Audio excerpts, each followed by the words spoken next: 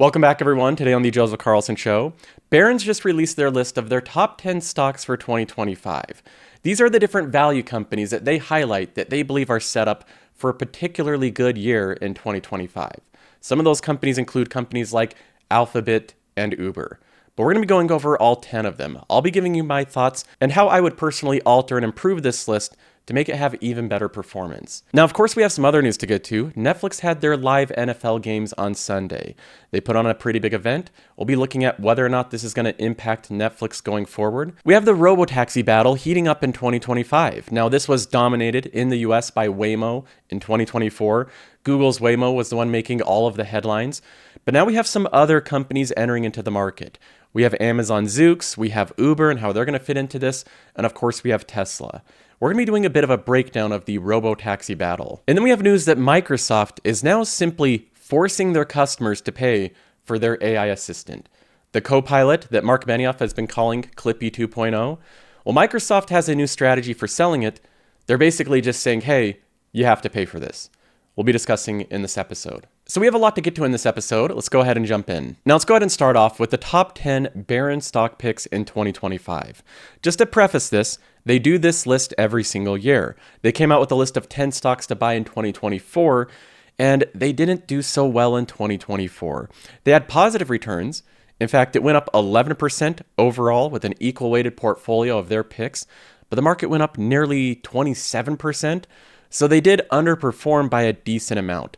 And they go through kind of giving some explanations of why they underperformed. Some of the companies had poor execution. They had some issues. So Barron's is playing a little bit of catch up. They're coming off of a bad year. They want to improve their stock picking reputation. So they have a whole new list of stocks here.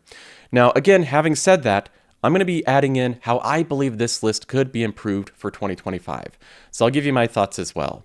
When we look at this, we have, first of all, Alibaba. Alibaba may be the cheapest e-commerce cloud computing company investment in the world. The stock is at $89. It trades for just 10 times projected current year earnings, well below Amazon's 45 times. It also sits on $50 billion net of cash, or about 25% of its market value. So that's actually true. They sit on a lot of cash compared to their market value. In fact, right now, Alibaba has that $50 billion in cash.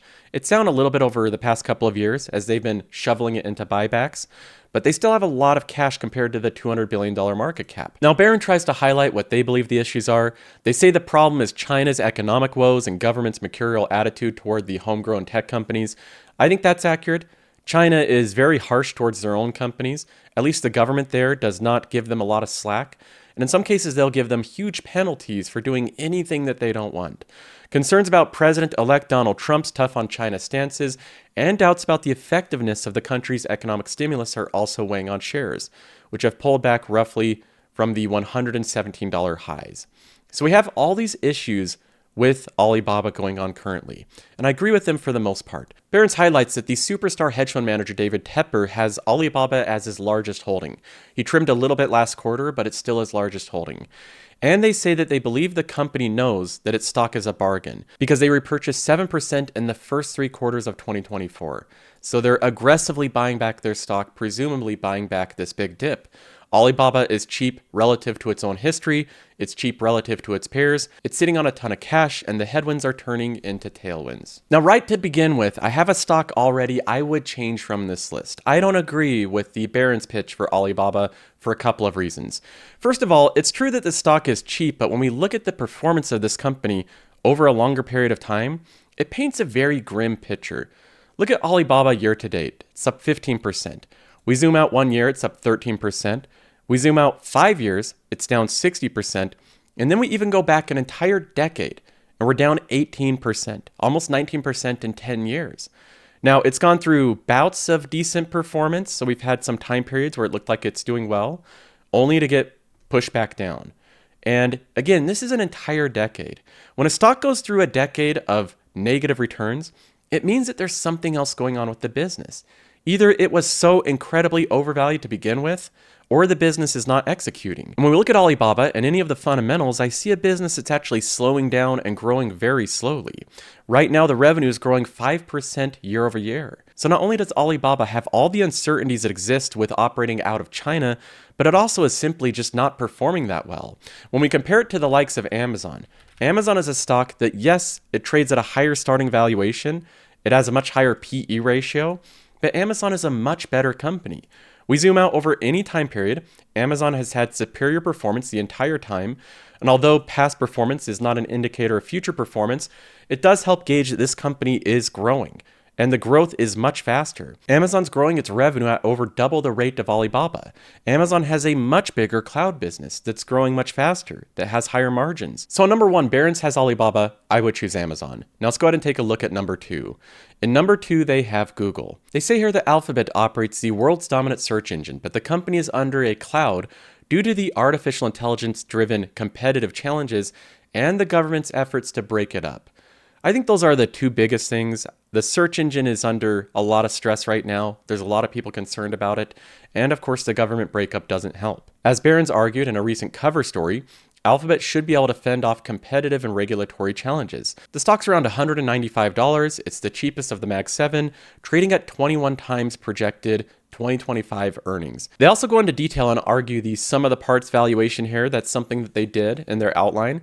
The company also looks inexpensive based on the sum of the parts, which includes search, YouTube, cloud computing, and the Android operating system. It also has its other bets, mainly Waymo, a leader in autonomous driving that has robo-taxis operating in 4 cities. We think of it as a high multiple tech stock that isn't priced like one. So stock number 2 is Google, and this is one that I would keep. It's a company that I've been buying recently. I bought it at around $170 just a month or two ago. Now I have a lot of exposure to Google, around $100,000 of this stock combined, but I'm okay keeping it there because the company's at such a low valuation and it's a high quality company. This does happen from time to time when this quality of a company can become disconnected. So number 2 is Google, I would keep. And number 3, Barron's picks ASML. Few companies are more critical to the semiconductor industry than ASML. The Netherlands-based company makes specialized lithography machines that allow production of high-performance chips used in smartphones, PCs, data centers, and which cost around $200 million or more. Now, Barron's may be using a little bit of old information here. The machines are now costing around $400 million or more like $450 million or more. In 2030, the pricing also looks absurd. They're going to be $500 million plus. So they have a lot of pricing power with these machines because nobody else has accomplished what they've accomplished. ASML has virtually no competition with its high-end EUV machines, which uses extreme ultraviolet light. And that's made Europe's number 2 big tech company behind only Germany's SAP. So this is one of the biggest companies in Europe. They make this incredible, expensive machine that plays this small but critical role in the creation of semiconductors and chips. Now, at the current price of $715, it trades at 28 times the estimates for 2025, which are currently $25 a share. They say that it looks appealing after the stock has dropped 20% in October following its cut to its 2025 revenue guidance. Now, importantly, ASML cut revenue guidance in 2025. So the stock sold off because we're not going to earn as much revenue next year. But in 2030, they have forecasts going all the way out to the end of the decade. They didn't cut revenue estimates. A way to think about ASML is it's like they're a toll booth on a toll bridge, and everyone needs to pay when they cross that bridge. Some cars are just waiting to cross the bridge a little bit later in the day than earlier. So although they're not making as much revenue in 2025, they should more than make up for that in 2026 or 2027. The demand over short time cycles is cyclical, but in the long run, they'll earn that revenue one way or another. Now again, ASML is a company that provides a lot of guidance on their future outlook, going all the way out to 2030 with both revenue and margins. The company sees lithography spending rising 10 to 20% annual rate through 2030, hitting about $55 billion at the midpoint of a recent forecast, up from $32 billion this year.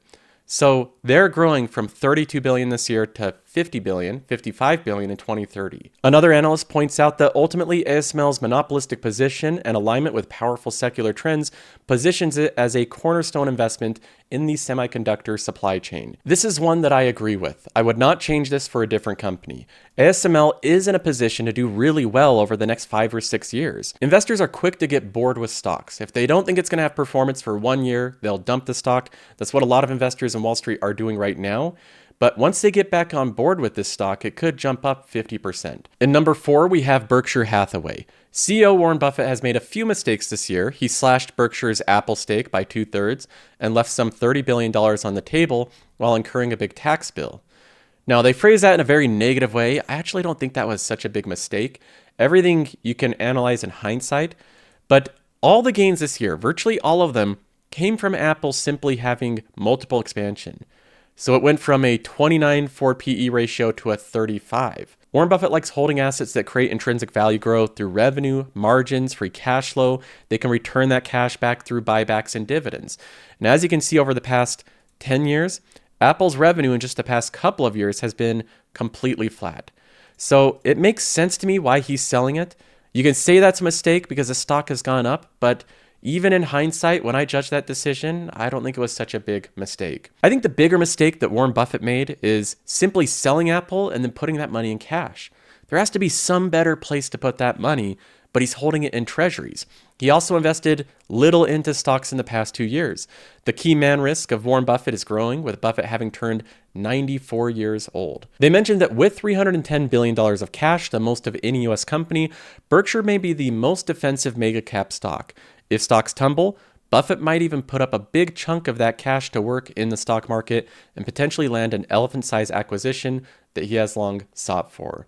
So he has a massive amount of cash at Berkshire right now as well. Now, this might be a surprise because I'm a big fan of Warren Buffett's investing philosophy. I've modeled a lot of my philosophy after it, but this is not one that I agree with. I would swap Berkshire for a different company. And there's a couple reasons why. They do highlight the risk that Warren Buffett is 94 years old. Knowing his own age, he's hired multiple lieutenants to work underneath him. They've bought stocks like Paramount Global that was a value trap. Warren Buffett had to defend the purchase, and he basically said it didn't make sense to him. And with that, you have these lieutenants that may have to take over with $310 billion of cash. That's a lot of money that they're going to put to work. So this would have been better done if Warren Buffett picked out a purchase, bought another stock like Apple. Another thing that this points out is that there is the potential to land an elephant-sized acquisition. But I don't really buy that because that potential has always existed throughout 2021 and 2022. Berkshire also had a lot of cash during those time periods. They didn't buy anything during those dips. They didn't buy Amazon when it was $80 per share. They didn't buy Netflix when it was $200 per share. They didn't buy Meta or any company on these dips. They could have. They have more cash now, but they had a lot of cash then. And they also didn't buy anything during the March sell-off in 2020. So there's two huge sell-offs in the market over the past 5 years, and Berkshire has leaned into neither one of them. They haven't bought any significant stake in any company during either of those sell-offs. Those are opportunities for them to exercise value investing, to buy the dip, and I didn't see it happen with Berkshire. And number 4, I would swap this company for Netflix. I think that Netflix has more predictable performance in the future for a couple of reasons. It trades at a higher valuation, but it's growing its earnings at a much faster pace. So even though it's at a 38 forward PE ratio, Netflix has been growing its earnings at 20 to 30% per year. Their free cash flow has seen explosive growth over the past couple of years. They still trade at a decent valuation. And overall, Netflix, I believe, is set up really good for 2025. I believe they're likely gaining a lot of subscribers this month with Squid Game, NFL games, live events, the Jake Paul event. I think that Q4 of 2024 is going to be a really good quarter for Netflix. So I could see Netflix, even having incredible performance in 2024, going up nearly double. I think it could have another great year in 2025. Even the argument that Berkshire would be a great company in a downturn if the market went down, I believe that Netflix would also be a very defensive stock. The subscriber count is very sticky. In recessions or downturns, Netflix continues to grow its market share. So for number 4, I would swap Berkshire Hathaway for Netflix. And number 5, Barron's picks Citigroup. Citigroup looks ready for a revival after a series of restructuring actions taken by the CEO, Jane Fraser. They focused the bank on 5 divisions while exiting consumer markets in 14 countries. Citi's returns remain anemic, but Wells Fargo banking analyst Mike Mayo sees the company hitting its financial targets and boosting its return on tangible equity to 11% to 12% in 2026, from 7% currently. and they have it as their top financial pick for 2025. They say no other bank comes close. Citi now gets 80% of its revenue from 3 top-tier businesses, a global service operation, which includes #1 international payment business for a corporation, and a top 3 credit card company. The knock on Citi is that it's a perpetual underperformer. Mayo says that things are changing. He sees $10 a share in earnings in 2026, up from a projected $7 in 2025. And he believes the stock can double over the next 3 years. This is another one that I would change for a different company. I wouldn't be putting my money in Citibank hoping for a turnaround. It's true that they highlight some of the upside here, and most of it has to do with valuation. But if you get in the habit of buying stocks purely out of valuation without considering the greater landscape, then I think you're going to have a lot of underperformance. Now, again, the valuation is intriguing. It trades at a 0.65 price to book, which is cheap. Even if it went to a 1, you would see a lot of upside. It's a lot of multiple expansion. The downside is that companies like Citibank, I think, are being competed with many other fintech companies that didn't exist 10 years ago. Now you have companies like SoFi, you have companies like Ally Financial, and that creates more pressure for growth for this company. So even though there could be the potential for a big swing, another good year from this company, I would rather swap this for one that I think is far more predictable, like one that I own, which is Salesforce. Salesforce trades at a higher valuation, so you don't have the potential for just massive multiple expansion, but you don't need to have multiple expansion for this company to grow. They're growing their revenue so quickly and consistently, and they're growing their margins so quickly that the company's free cash flow is exploding to the upside. So for number 5 with Citigroup, I would change that one for Salesforce. In number 6, we have another value company. This one's called Everest Group.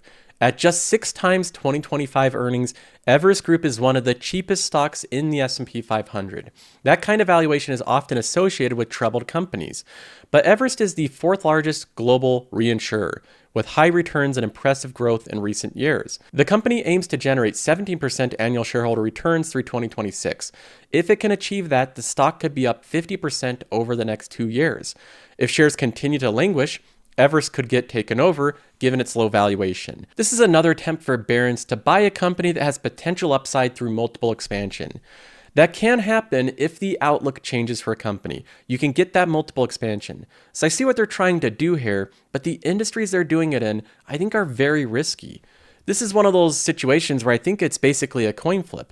And although they highlight some of the risks, they don't highlight nearly all of them. This is a company that when you look at what it's actually dealing with, it has an extensive list of challenges it's facing. We highlight this in Qualtrim with the AI investment risks. The recent natural catastrophes, including Hurricane Milton and Helen, resulted in substantial losses that are likely to impact the company's financial results, with losses from Milton alone projected to be between 300 and 400 million. So on this estimate, they picked the low side, 300 million, but it could be upwards to $400 million. It highlights here that the cost of legal claims and frequency of legal claims is increasing. That's an added expense for the company. They have high expenses right now amid their reinvestment phase, competitive pressures in casualty and property markets. They go through listing off that they're not the only game in town for this industry. And then, of course, there's regulatory and geopolitical risk. When I look at this one, I think it's really risky. You're counting on investors to get back on board this company that faces numerous challenges. And I'd rather swap this one for a company that has a very clear and bright future with a very predictable path going forward. I would swap number 6 for S&P Global. It's another company that I hold. It's one of my largest holdings. It trades at a reasonable valuation, especially paired against the market, above a 3% free cash flow yield, and it's growing its free cash flow per share and should grow it even further in the future as more and more debt is being renewed. The free cash flow per share over the trailing 12 months was $16 for a company that's $500 per share. So that's what you're buying when you get this company. $16 of cash flow for $500 a share, and then it's also going up over time. If we look at the free cash flow per share, that's what it looks like. This should step up at least 15% per year. So number 6, Barron's chooses Everest Group. I would swap that for S&P Global. And number 7, they pick Louis Vuitton. The world's richest have never been wealthier.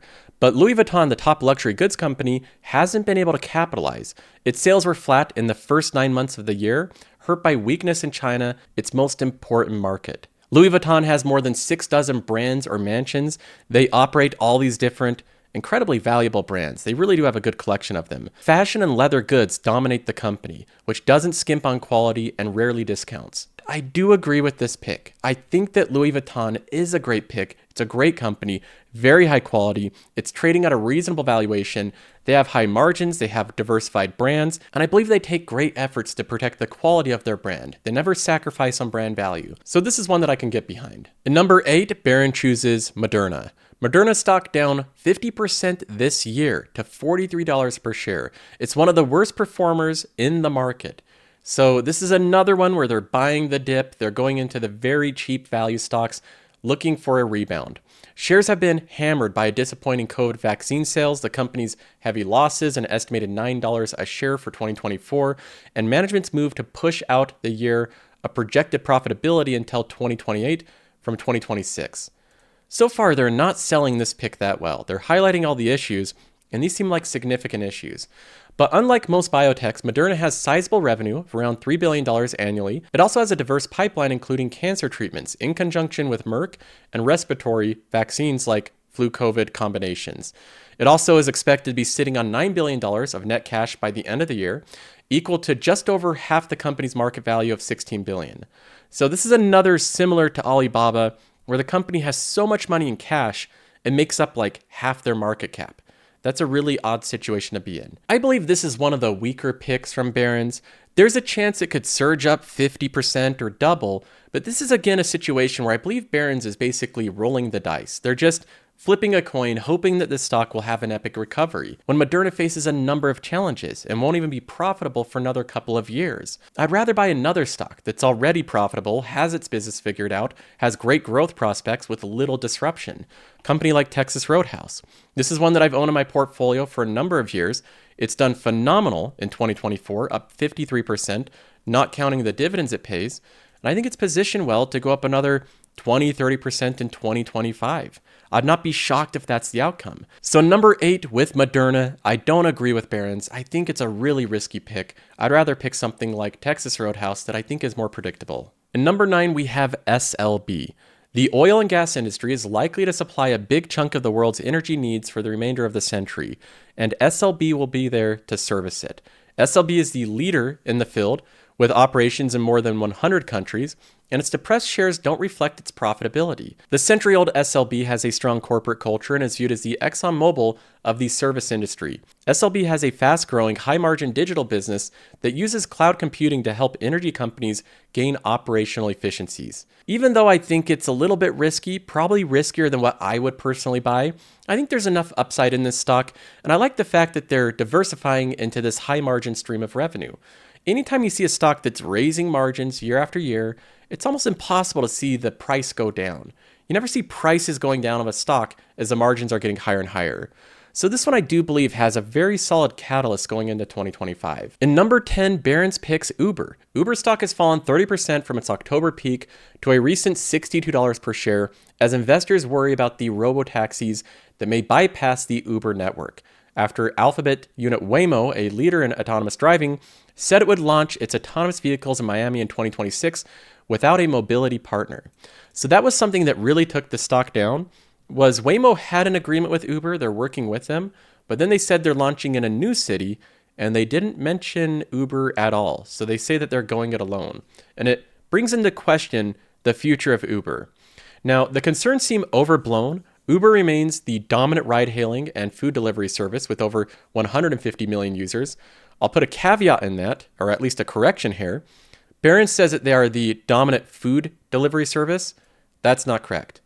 DoorDash has a much bigger market share of food delivery than Uber. But they are the dominant overall if you're to group them together.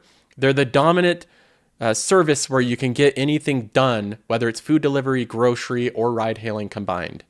With over 150 million users providing robotaxi operations access to huge customer base, Uber argues that aggregating autonomous and human drivers on its platform offers a powerful combination that will benefit users by boosting reliability. With Uber being the number 10th pick, this is one that I also agree with Barron's. I wouldn't swap this for a different company. I think that Uber has a very strong case to be made. And I say that being invested with Google, knowing that Waymo's doing a great job rolling out to more cities, as well as there's Tesla that has full self-driving that's incredibly impressive. And those do present potential threats to Uber. But I think that most likely Uber will survive and even thrive.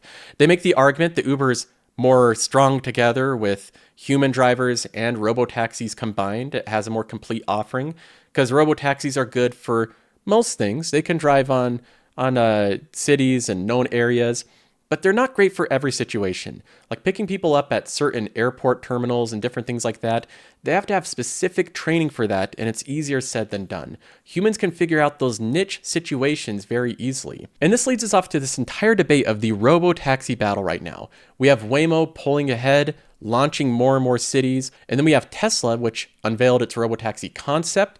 So far, it's still a concept, but they have immediate plans within 2025 to have their first robotaxi cars on the road. There's other companies like Amazon that have Zoox.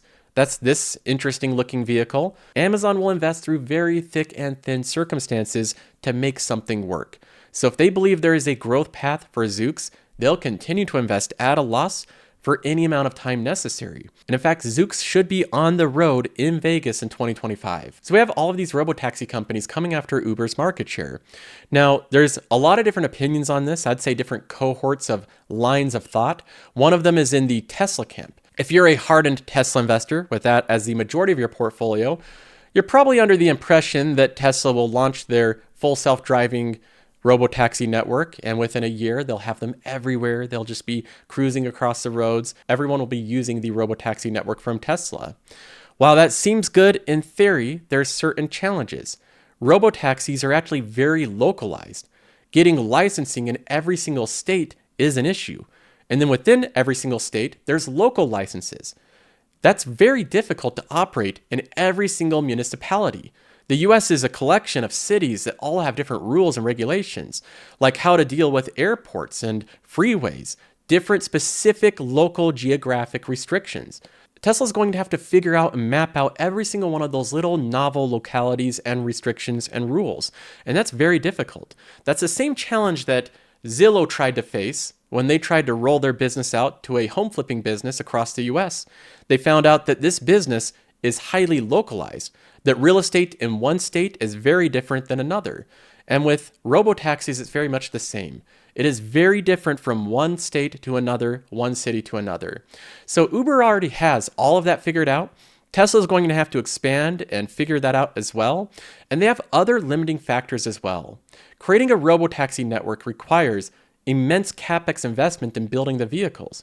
Tesla's going to have to manufacture each and every one of these vehicles, scaling them up, building all of them, launching them, maintaining all of them, doing all the repairs, finding parking for all of them to charge at night. Doing all of this is going to require a lot of capex. That's going to be another big limiting factor. So while all of this is happening, figuring out all of these rules, scaling up, creating a network, Uber's already off to the races. They're making money every single month that this is happening, and they can still remain highly competitive with their service. If they partner a little bit with Waymo, a little bit with Zoox, maybe some other car company comes into play, they'll be able to partner with multiple companies to complete their service. So while there's a lot of different thought processes here, I think the most likely is that Uber is going to turn out fine. And I like this pick. Now moving on, we have the news that Netflix had a rough time with the Jake Paul-Mike Tyson fight. The numbers that viewed that fight were around 3 times their highest estimate. So they grossly underestimated how many viewers the Mike Tyson fight was going to get. And it seemed like Netflix learned their lesson. They had high confidence going into the double NFL game on Sunday, and it seemed like they figured it out. Netflix got through the day without any major blunders or glitches, and that's exactly what Netflix had to do. This was a critical day for Netflix. If they screwed up streaming 2 NFL games on Christmas Day, that would be almost unforgivable. The NFL would have a serious problem with Netflix. They would question their partnership with them in the future. They would wonder if they're going to be a good partner to represent their brand. The NFL would be concerned about hemorrhaging viewers from Netflix's NFL stream to the NBA. So the fact that Netflix pulled this off, they got the errors corrected. For the vast majority of people, 99%, they had a very high definition, crispy stream. It looked great overall. Now there's other implications for what this means for Netflix stock. We have Tom Rogers commenting on how this could lead to a lot of subscriber growth. He thinks that might be the biggest takeaway. While Netflix presumably entered into this deal to help its nascent advertising business, and it looks like they did a hell of a job selling advertising here. It was chock full of ads. Less emphasized was would this be a big sign-up day for new Netflix subscribers, as the Paul Tyson fight ended up being? I think it will be a banner day for sign-ups there. Now, Mike Tyson and Jake Paul had global international appeal, with Mike Tyson being such a huge figure across the world. The NFL is mostly within the US, but most people that watch the NFL are used to paying a little bit of money to watch some games. In fact, they usually pay for big packages and cable TV services. So the proposition of just signing up for a $7 a month Netflix account to watch 2 games on Christmas Day seems easy. Seems like something easily doable.